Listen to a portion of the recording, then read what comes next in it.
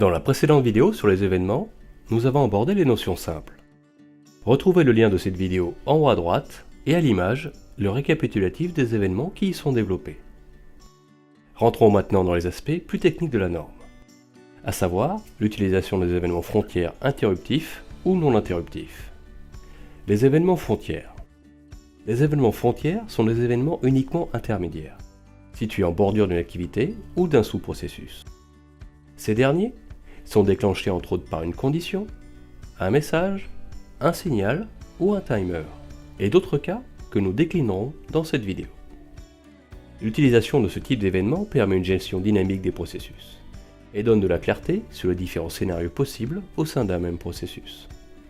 On distingue deux catégories d'événements frontières. Les événements interruptifs, identifiables par un double trait continu. Ces derniers vont dès leur déclenchement mettre fin à la tâche à laquelle ils sont rattachés et réorienter le flux. Et les événements non interruptifs, identifiables par un double trait pointillé. Ces derniers permettent de créer un flux parallèle sans interruption du flux principal. Les événements non interruptifs. Dans ce cas de figure, tant que l'activité passée un examen demeure non réalisée, à chaque activation de l'événement frontière, un jeton est créé et vient paralléliser le processus. A noter qu'il y a autant de jetons créés que de déclenchements de l'événement frontière.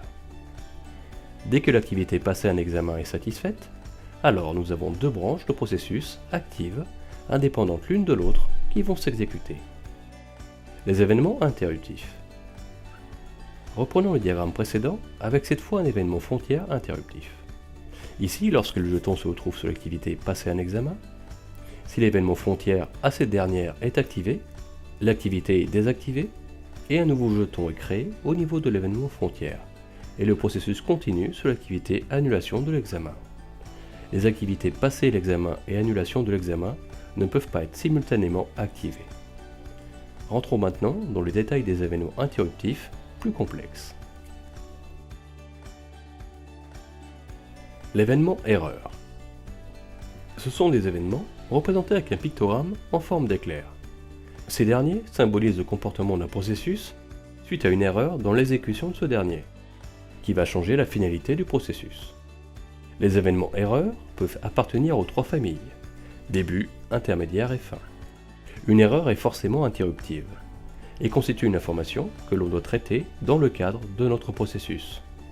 Il est important de souligner que les événements erreurs de fin et de début ne sont utilisables que dans le cadre de sous-processus.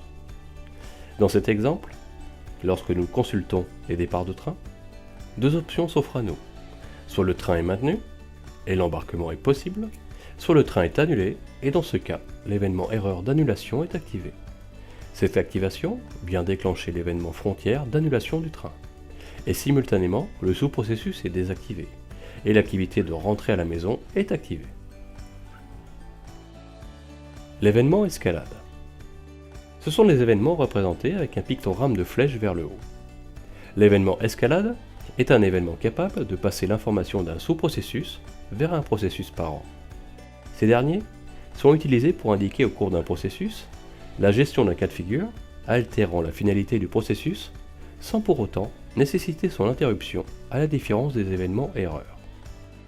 Ces événements permettent à un processus d'avoir une remontée d'informations issue du sous-processus. Reprenons notre exemple précédent. Dans ce cas, quelle que soit l'information concernant le départ, le voyage va avoir lieu. En revanche, si un retard est constaté, cette information existante, au niveau du sous-processus, est transmise au processus via l'événement escalade, sans pour autant interrompre le voyage. L'événement terminal. Ce sont des événements représentés avec un pictogramme circulaire plein.